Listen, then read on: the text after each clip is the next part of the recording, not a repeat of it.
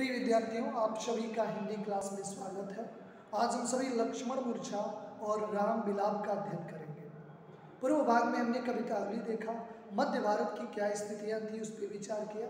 लेकिन आज बहुत ही मार्मिक प्रसंग, एक भाई के प्रति क्या कर्तव्य होते हैं। आज ईश्वर मर्यादा पुरुषोत्तम राज, आज मनुष्य के रूप में एक भाई का क्या स्वभाव होता है, एक भाई के प्रति क्या प्रेम की भावनाएं उद्वेलित होती हैं, उसे बताने का प्रयास कर रहे हैं। क्योंकि थोड़ी सी लंबी दुआ और चौपाई है, इसलिए हम इसको 2 या 3 भागों में इसका अध्ययन करेंगे। प्रथम भाग के रूप में आज हम सभी इसका अध्ययन करेंगे।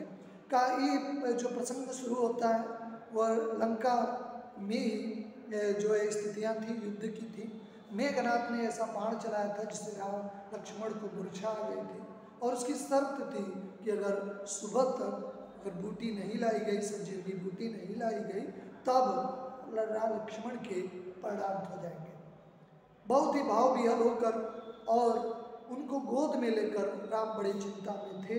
और जब चिंता में आते थे, संकट में आते थे, तब उनके संकट मोचक थे हनुमान।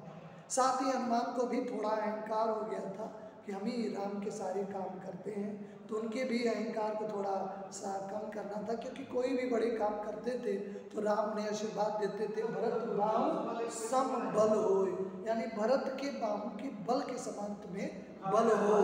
लेकिन ये हनुमान को लग रहा था कि ऐसा जो है क्यों करते हैं। अयोध्या से ही आ रहे थे और भरत ने समझा कोई राक्षस आ रहा है अयोध्या पे पहाड़ गिराने। एक कुश की तीर चला के मार दिया था और गिर गए थे। नहीं, जैसे राम राम कह के गिरे, लगा ये तो अपने समूह के हैं। पूछा, सारा वृत्तांत बताया कि हम राम के ही दूत हैं और युद्ध चल रहा है, लक्ष्मण भैया को मूर्छा लग गई है, ये बूटी चली जाएगी, ठीक हो जाएंगे। उन्होंने कहा बैठिए इस तीर और बाण पे, मैं आपको लंका तुरंत पहुँचा देता हूँ। लेकिन हनुमान ने कहा नहीं, मुझे आपकी शक्ति का एहसास है, मैं पहुंच जाऊंगा, सूर्योदय के समय पूर्व पहुंच जाऊंगा। क्योंकि सूर्य को भी उन्होंने अलर्ट किया था, 42 समय रवि बच्च लियो तब तीनों ही लोक भयो दिया, कि बचपन में बच्चड़ किया था, तीनों लोगों में अंधेरा छा गया था, अब तो युवावस्था में हूँ, इसलिए ख्याल करिएगा, मेरी बूटी पहुँचने के पूर्व आप उदय मत होइएगा। उनको कहा कि नहीं घबराइए मत, बचपन में मैंने उनको जो है निगल लिया था, देवताओं ने विनती की थी तब छोड़ा था। यहीं से प्रसंग शुरू होता है और दोहा की कुछ पंक्तियां हैं। तो प्रताप उर राखी प्रभु जहूँ नाथ तुरंत, अस कई आयुष पाई पद बंद चलई हनुमन, भरत बाहु बलसीन गुण, प्रभु प्रीति अपार, मन मनहु जात सराहत, पुनि पुनि पवन कुमार। प्रथम पंक्तियों में कहते हैं तो प्रताप, उर का अर्थ होता है अवधी भाषा में, उर का अर्थ है हृदय, यानी उन्होंने भारत के बल और प्रताप को हृदय में रखा और उनसे अनुमति लिया कि अब मुझे तुरंत निकलना चाहिए। प्रभु जाऊँ तुरंत, हे प्रभु मुझे तुरंत ही जाना होगा, तुरंत ही मुझे यहाँ से चलना होगा। अस कही, ऐसा कहकर, अस मतलब ऐसा, कही मतलब कहकर, आयुष, आयुष ये भी अवधि का शब्द है, आयुष मतलब आज्ञा, पाई उनकी आज्ञा को प्राप्त करके, पद बंद चलहु उनके पैरों की वंदना करके, और हनुमान अयोध्या से चलते हैं क्योंकि अयोध्या में ही पर्वत लेके नीचे आ गए थे। तब भरत बाहु बल शील गुण, भरत के बाहु बल, उनकी विनय, कितनी विनयशीलता थी उनके अंदर प्रभु के प्रति। लोग कहते हैं कि भरत ने ही जंगल भेजने का कार्य किया है, नहीं, आज उन्हें ज्ञान हो गया था कि प्रभु के प्रीत, प्रभु अगर जंगल में है तो भी अयोध्या से दूर चित्रकूट में थे। तो आज हनुमान जी स्वयं देख रहे हैं कि राम के प्रति भरत का भी बहुत अधिक प्रीति है। मनहु मन जात, मन ही मन, सराहत मतलब प्रशंसा, भरत के गुणों की मन ही मन प्रशंसा करते हुए पुनि पुनि बार बार पवन कुमार अयोध्या से पर्वत को लेकर लंका की ओर चलते हैं। ये दोहा बड़ा ही आसान है। अब हम लोग चौपाई की तरफ बढ़ेंगे और वहाँ युद्ध स्थल पे राम की क्या दशा हो गई है। अपने लक्ष्मण को गोदी में लिए हुए, गोद में लिए हुए हैं, काफ़ी विहल है। एक मनुष्य का क्या स्वभाव है वो बताते हैं। वहाँ राम लक्ष्मण निहारी, वहाँ युद्ध भूमि में राम लक्ष्मण को निहारते हैं, देखते हैं। बोले बचन मनुज अनुसारी, मनुष्य के अनुसार वचनों को बोलते हैं। अर्ध रात गई कप नहीं आवा, आधी रात बीत चुकी है और अभी हनुमान नहीं आए। राम उठाई अनुज लाए, कितना बिहल है राम, उन्हें उठाते हैं और गले से लगा लेते हैं। कहते मेरे भाई देखते हैं, कहते आधी रात बीत चुकी है अभी हनुमान नहीं आए, संकट मोचक हनुमान नहीं आए। ऐसा करते अपनी अनुज को अपने गले से लगा लेते हैं। सकौन दुखित देख मोहि काहू, बंद सदा तब मृदुल स्वभाव। ये मेरे भाई तुम मुझे कभी दुखी नहीं देख सकते थे, तुम्हारे मेरे प्रति कितना मधुर और मृदुल स्वभाव था। मुझे जंगल जाने के लिए पिता का आदेश था, तुम्हें नहीं था, लेकिन फिर भी तुम मेरे ही खातिर जंगल आ गए। कितना मृदुल स्वभाव था मेरे भाई।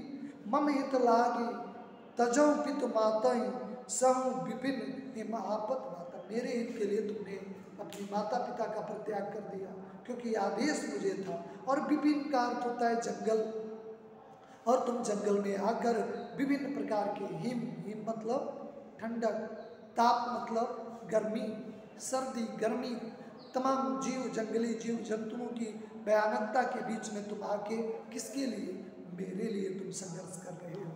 ये कितनी बेकरार स्थिति है। आज राम देख रहे हैं, बड़े ही व्यग्र हैं अपने भाई के प्रति। कितने वह आज एक मनुष्य का क्या स्वभाव होना चाहिए। आज मर्यादा जानते हैं कि लक्ष्मण बच जाएगा अगर वो ईश्वर के रूप में सोचते तब, लेकिन वो मनुष्य के रूप में कैसे विचार कर रहे। सो अनुराग कहाँ भाई, अनुराग मतलब प्रेम। ये मेरे भाई वो प्रेम जो बचपन से मुझे कभी कष्ट में नहीं डाले थे, कभी कष्ट देखकर विहीन हो जाते थे।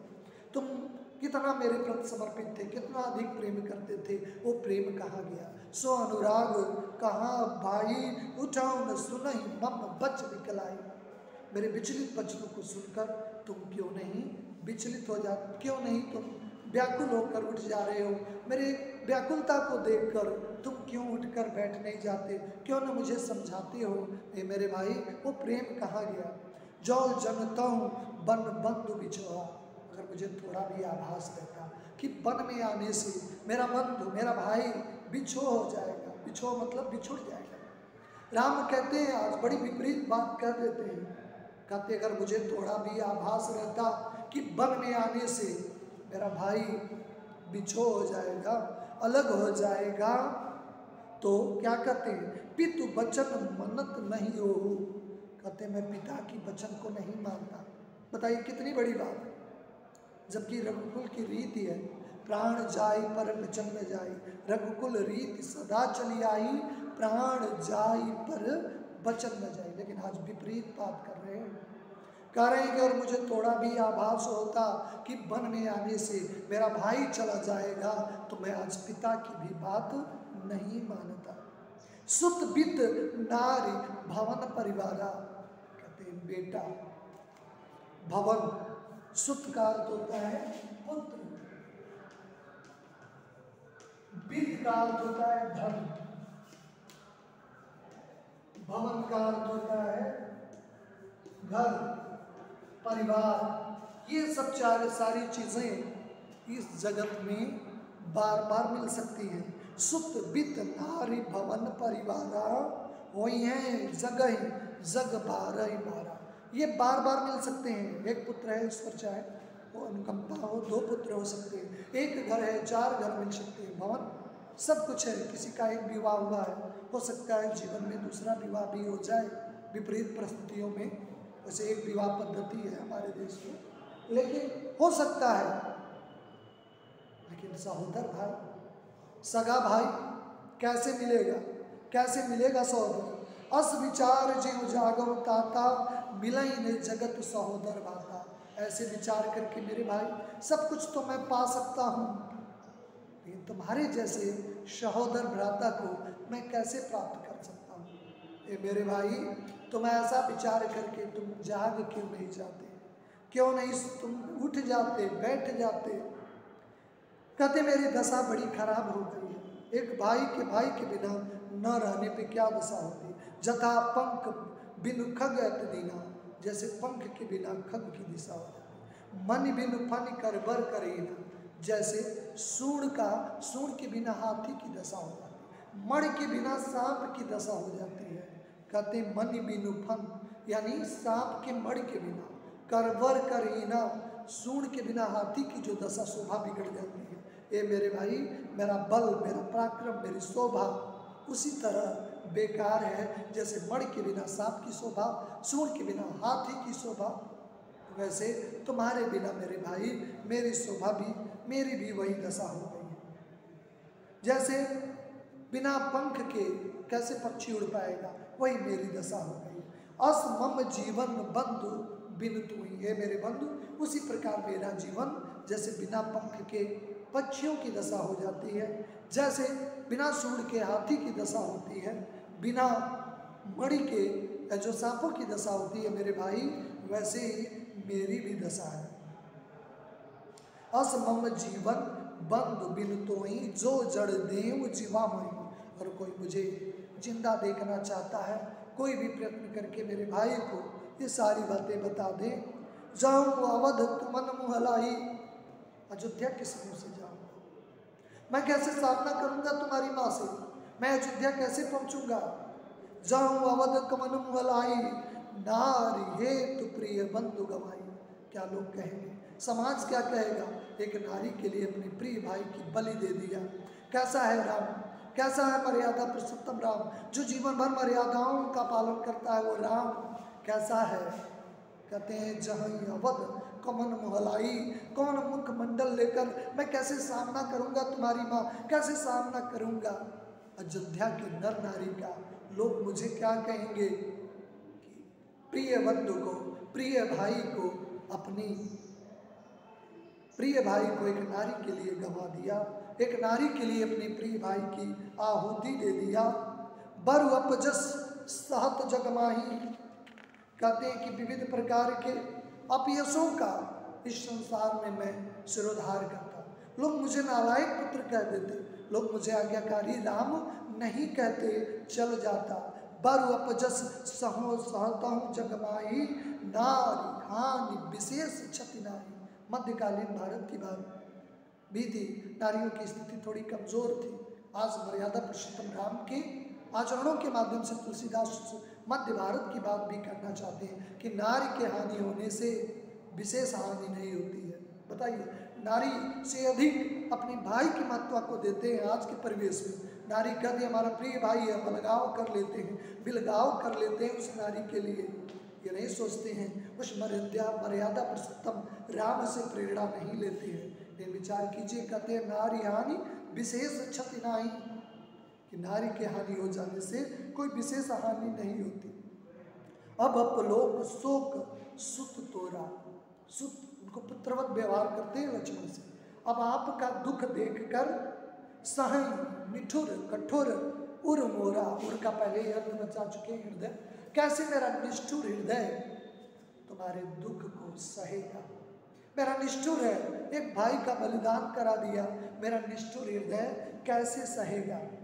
निज जननी के एक कुमारा, तुम अपनी जननी के एक कुमारा, ता निज जननी के, राम अपने जननी के एक पुत्र है, राम शत्रुघ्न, और जो है शत्रुघ्न और लक्ष्मण एक माँ के पुत्र थे, लेकिन एक राम की सेवा में थे, भरत की सेवा में थे। सुमित्रा के दो पुत्र थे, जबकि कैकेयी के एक भरत और कौशल्या के एक राम। तो अपनी बात करते हैं और कहते हैं निज जननी के एक कुमारा, मैं तो अपनी माँ के एक ही पुत्र था। तास तात तुम प्राणाधारा, लेकिन मेरी माँ की तुम तो प्राणाधार थे। भले मैं इकलौता पुत्र हूँ, भले तुम दो पुत्र हो, लेकिन तुम अपनी माँ के प्राणाधार थे। सौंपही मोही तुम्हें गही पानी, पानी या पानी मतलब पानी मतलब हाथ होता है, पानी का अर्थ यहाँ पे हाथ या पानी ग्रहण एक संस्कार भी होते हैं। पानी का था, कहते हैं कि उन्होंने तुम्हारा हाथ पकड़ के मेरे हाथों में सौंपा था। क्यों?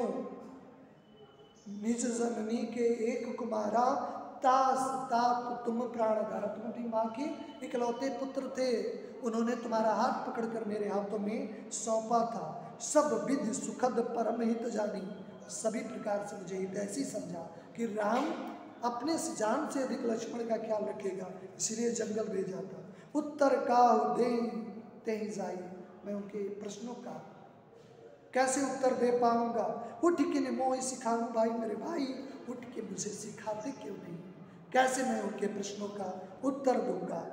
बहुविधि सोच सोच विमोचन, लोगों के सोचों का, लोगों के दुखों को दूर करने वाले आज खुद अपनी सोच में पड़े हुए हैं। लोगों की चिंता को दूर करने वाले आज खुद चिंता में पड़े। सोच विमोचन, विमोचन मतलब मुक्त करने वाले, जो लोगों की चिंताओं को मुक्त करने वाले आज खुद चिंता में हैं।